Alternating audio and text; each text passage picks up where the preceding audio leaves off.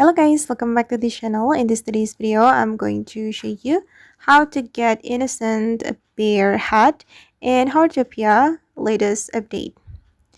Okay, let's get into it guys. You're going to go to the event menu and you're going to open the kit at Heart Party. Click on go purchase and here is where you can buy this innocent bear hat.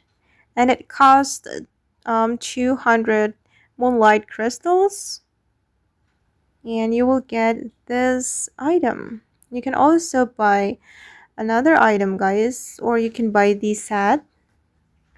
There is a discount if you want, and you need to farm the Moonlight Crystal as many as you can to buy something from this acorn store.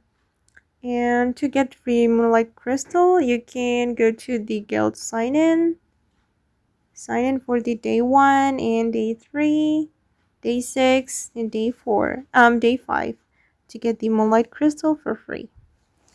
Okay guys, and that's how you can get the innocent bear hat in Heartopia. I hope this video will be useful for you. Thank you so much for watching and bye.